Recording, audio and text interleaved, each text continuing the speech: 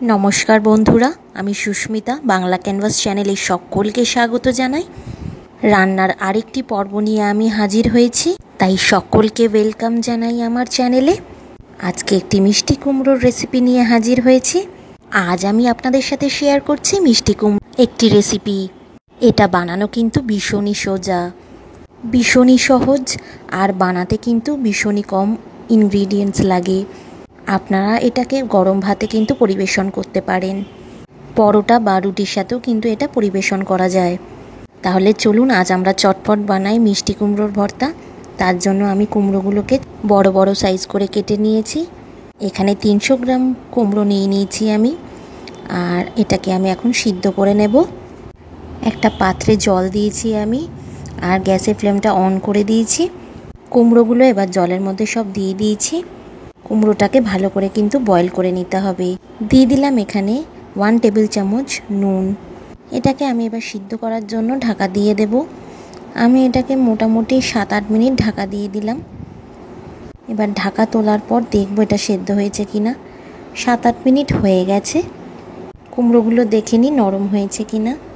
মোটামুটি এখানে কুমড়োগুলো নরম হয়ে গেছে। এবার আমি এটাকে কিন্তু জল থেকে তুলে নেব। মিষ্টি কুমড়োটাকে আমি এবার একটা থালায় তুলে ওটা ঠান্ডা হতে দিয়েছি, আর এদিকে আমি কড়াইতে তেল দিয়ে দিচ্ছি। আমি কিন্তু এখানে মাস্টার্ড অয়েল ব্যবহার করছি। তেলটাকে আমি এবার একটু গরম করে নেব।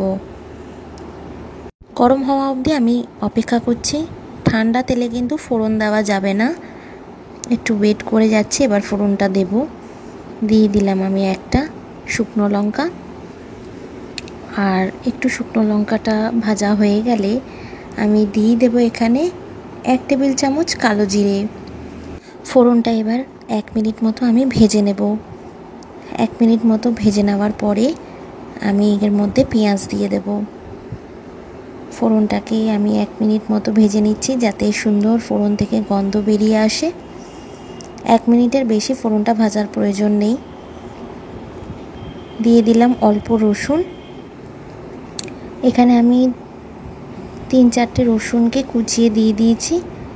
রসুন থেকে কিন্তু খুব ভালো গন্ধ বেরোয়, আর ভর্তাতে একটু রসুন দিতে হয়, তাহলে কিন্তু ঝাঁঝটা ভালো আসে। বেশ কিছুক্ষণ আমি ফোড়নটাকে ভেজে নিয়েছি। এবার কিন্তু বেশ গন্ধ বেরোচ্ছে। এবার আমি এখানে কুচিয়ে রাখা পেঁয়াজটা দিয়ে দেব।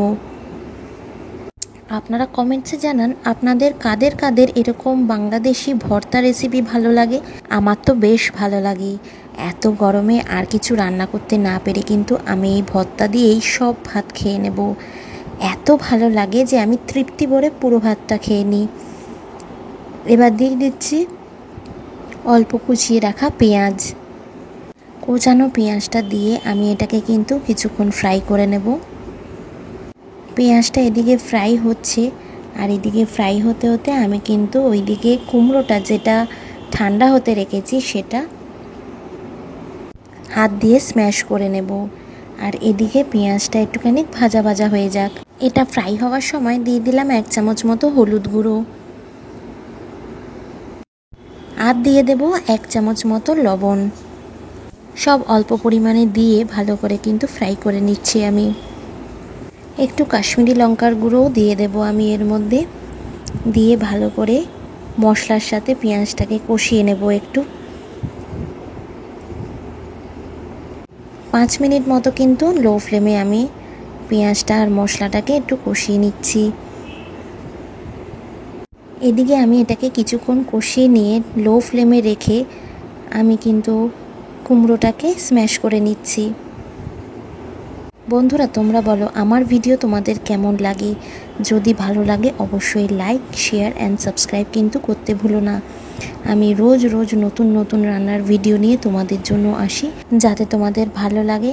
তোমাদের ভালো লাগার জন্য আমি কিন্তু এরকম রোজ নতুন নতুন রেসিপিস আরও নিয়ে আসবো। তার জন্য তোমাদের পাশে থাকা বেল আইকনটা কিন্তু অবশ্যই প্রেস করতে হবে। তাহলে তোমরা আমার আপকামিং যত নতুন রেসিপিস আছে তার নোটিফিকেশান তোমাদের ফোনে চলে যাবে। দেখো ভালো করে কিন্তু সব কটা কুমড়োকেই আমি স্ম্যাশ করে নিলাম হাতের সাহায্যে। যেহেতু এটা ঠান্ডা হয়ে গেছে আমার কোনো অসুবিধা হচ্ছে না। আপনারা কিন্তু এটাকে কিছুক্ষণ ঠান্ডা হতে রাখবেন। আমি এটাকে পাখা তলায় রেখে দিয়েছিলাম। এবার আমার পেঁয়াজটাও ভাজা হয়ে গেছে, আর এর মধ্যে আমি স্ম্যাশ করে রাখা কুমড়োটা দিয়ে দিলাম। কুমড়োটা দিয়ে এবার আমি কিন্তু ভালো করে মশলার সাথে আর পেঁয়াজের সাথে মিশিয়ে দিচ্ছি। আমি কিন্তু এবার এটাকে 5 থেকে 7 মিনিট হতে দেব, যতক্ষণ না পুরোটা ড্রাই হয়ে যাচ্ছে। কারণ এটা কিন্তু ভেজা ভেজা ভালো লাগে না, ড্রাই হয়ে গেলেই ভালো লাগবে। এটা বাড়িতে আপনারা অবশ্যই ট্রাই করবেন, এটা দেখবেন খুব ভালো লাগবে খেতে। গরম ভাতের সাথে তো ভালো লাগবেই, সাথে লুচি পরোটা সব কিছুর সাথেই এটা দারুণ মানায়। 10 মিনিট মতো হয়ে গেছে, আমি কিন্তু আরও টানিয়ে নিয়েছি। জল জল যেইটুকু বেরোচ্ছে সেটা কিন্তু টানাতে হবে, ভেজা ভেজা ভালো লাগবে না, এটাকে কিন্তু পুরো ড্রাই করে নিতে হবে। মাঝখানে 2-3 বার কিন্তু নেড়ে দিয়েছি। এবার দিয়ে দেব আমি এখানে 1.5 চামচ মতো চিনি। নুন চিনির পরিমাণটা আপনারা কিন্তু একটু স্বাদ অনুযায়ী দিয়ে নেবেন। ভর্তাতে একটু চিনি দিলে কিন্তু টেস্টটা ভালো হয়। হালকা ব্রাউন কালার না হওয়া অবধি কিন্তু আমি এটাকে এইভাবেই টানিয়ে নেব। এইভাবে খুন্তি দিয়ে মিক্স করে নিচ্ছি। লবণ মিষ্টিটা চেক করে নিয়েছি, একদম পারফেক্ট আছে। দেখুন কি সুন্দর ব্রাউনিশ কালার হয়ে গেছে। কড়াইতে এবার লেগে লেগে যাচ্ছে, এটা ড্রাই হয়ে এসছে। এবার আমি এর মধ্যে অ্যাড করব 1 টেবিল চামচ মতো সর্ষের তেল। সর্ষের তেল দিলে কিন্তু এটার ঝাঁঝটা কিন্তু দারুণ লাগে। গরম ভাতে সার্ভ করার জন্য এটা কিন্তু একদম রেডি। তৈরি হয়ে গেল আমাদের মিষ্টি কুমড়োর ভর্তা। আমার ভিডিওটা আপনাদের ভালো লেগে থাকলে অবশ্যই লাইক করবেন, আর চ্যানেলে নতুন হলে অবশ্যই সাবস্ক্রাইব করবেন। আপনারা ভালো থাকবেন, সুস্থ থাকবেন। দেখা হচ্ছে আবার একটা নতুন রান্নার ব্লগে।